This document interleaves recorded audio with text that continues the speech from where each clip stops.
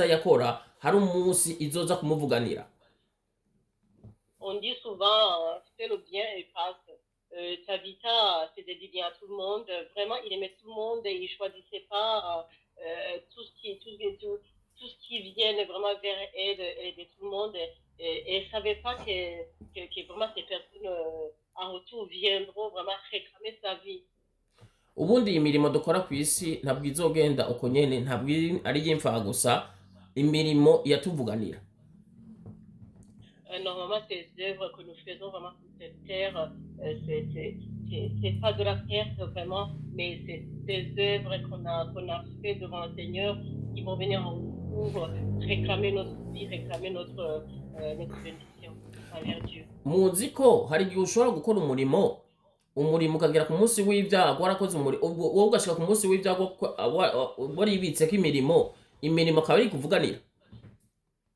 Vous savez que vous pouvez arriver dans des moments difficiles et vraiment où c'est très très compliqué pour vous, mais parce que vous avez aimé, parce que vous avez fait de bonnes œuvres devant le Seigneur, et c'est les œuvres qui viennent vraiment vous faire du bien, vous bénir et parler pour vous dans votre place. Ubundi Tabita ntiyazuwe n'ibindi bintu, Tabita yazuwe n'imirimo. Bamuhamagara Petero akaja mu cumba aho yarari bamuretse ati ngujye hajyamye hajya. Petero yarasenze, amaze gusenga imirimo ija ku ntebe y'Imana, inyigazi intebe y'Imana ati Imana ibuka Tabita ibyo yadukoreye. Abandi bari hanze bariko barasenga, hari imirimo ukora, imirimo abantu bagasenga avuga ati Imana ubu nakoze imirimo ikanyigaza intebe y'Imana igatuma Imana kwibuka.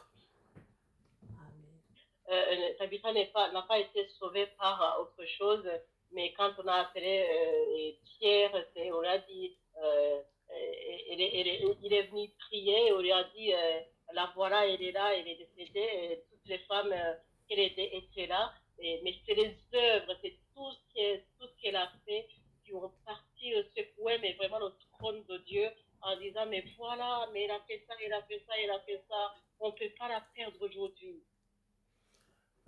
Ibanga no kubarira ntukazokore imirimo witeze ngo baze bansubize, witeze inyungu uhita ubona ako kanya. Le secret que je voulais vous dire, je voulais vous donner, il faut pas vraiment s'aimer, il faut pas faire de bonnes œuvres en s'attendant vraiment une récompense tout de suite. Ndagomba kubwira ibanga rigira gatatu kandi rikomeye mu gukorera Imana no kugira imirimo, kubiba canke kubiba ni ukwihangana. Et le troisième secret, c'est que s'aimer, c'est vraiment c'est patienter aussi. Ça va avec. Kuko ushobora kubura umunyamirimo, ushobora kuba umuntu w'umunyabikorwa, abantu bakakuvuga nabi, bakagufata nabi, bakagukengera, hari naho ushika hano ushobora kwicuza ati kubera iki baguma bakora ibi, kubera iki baguma bafata nabi kandi nkorera Imana. Tu peux être quelqu'un vraiment qui fait du bien à tout le monde, qui sert le Seigneur, qui fait de bonnes œuvres, de bonnes actions, mais tout le monde autour de toi parle de mal de toi, il te sous-estime, personne vraiment ne te donne de l'importance.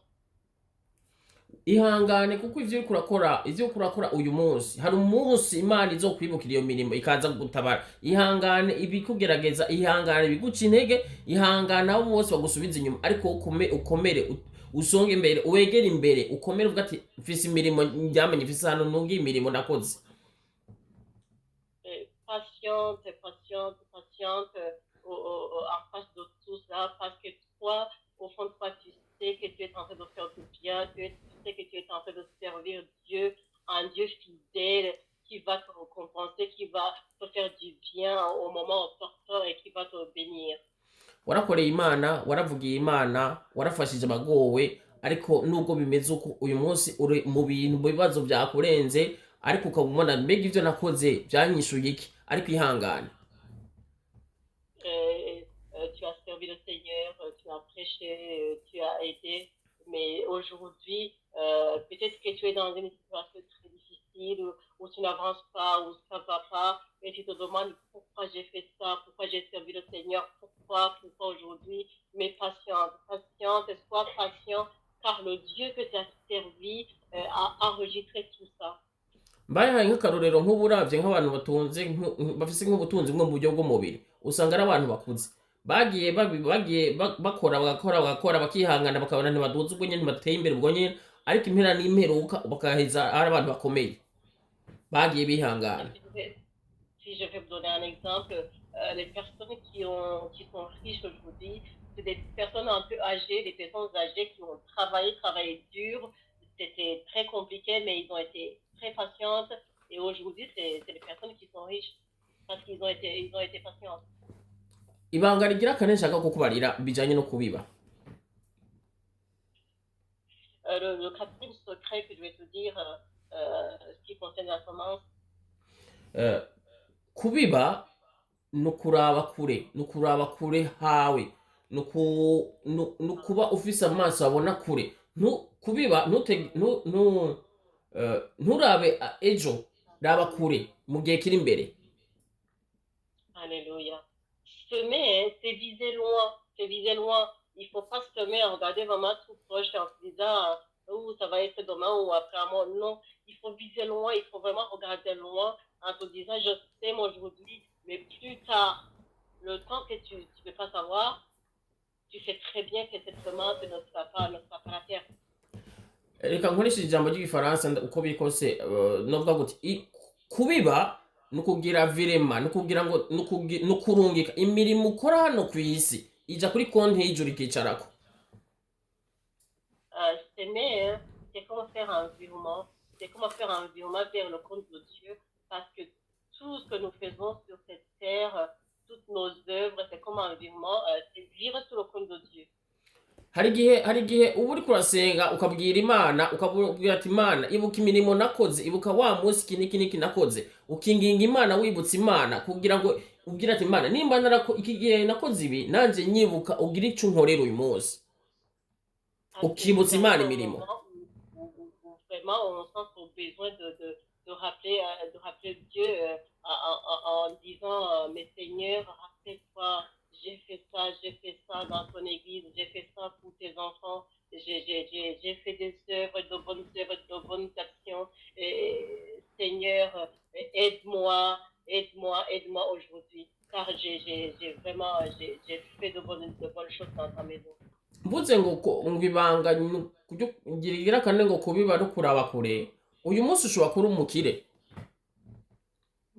Si je dis que s'aimer, c'est viser loin, ariko aujourd'hui tu peux être un riche, ariko ejo ntuzi ejo hawe ukuntu hazoba hameze. mais tu sais pas demain comment ça sera. Ushobora kuba ufise ntufashe, ejo hawe ntuzi ukuntu bizogenda. Tu peux être riche et avoir beaucoup d'argent, mais tu n'aides pas. Mais demain, tu sais pas. Demain, tu sais pas ce que ça va faire. Ushobora kuba warirengagije abantu, ushobora kuba warafashe nabi abantu, ushobora kuba warakengereye abantu ukabasuzugura, kuko ubona ufise byose ari sawa, ariko ejo ubuzima bugahinduka. Nibwahinduka ata mirimo ufise wibitseho, uzobeshwaho n'iki? Peut-être tu as passé à côté des gens, tu as sous-estimé les gens, tu n'as pas aidé les gens. Mais demain, si tu n'as rien, parce que tout peut t'arriver, si tu n'as rien, qu'est-ce que tu vas dire à Dieu? Qu'est-ce que tu vas avancer? Ni ukuvuga ngo uyu munsi nimba uri kurabiba, uyu munsi nimba uri kurakorera Imana, uyu munsi nimba ari ibikorwa ufise, ibi bikorwa ufise bihari uyu munsi, ntuzi ejo hawe ukuntu hazoba hameze, ntuzi ibyo muzohura navyo, ntuzi intambara uzohura nazo, ariko umenye yuko ni waba ufise kuri konti y'ijuru imirimo hari umunsi zo gutabara. Et tu es en train de s'aimer peut-être aujourd'hui, mais demain tout peut changer. On ne sait jamais de quoi devient demain, que nous arriver des choses, on ne sait jamais. Mais sache que si tu as des œuvres sur le compte de Dieu, tu as vraiment des bonnes actions, de bonnes choses que tu as faites sur le compte de Dieu, là tu seras toujours, tu es un riche. Hari ijambo ry'Imana rivuga muri Zaburi 76:5. Il y a une parole de Dieu dans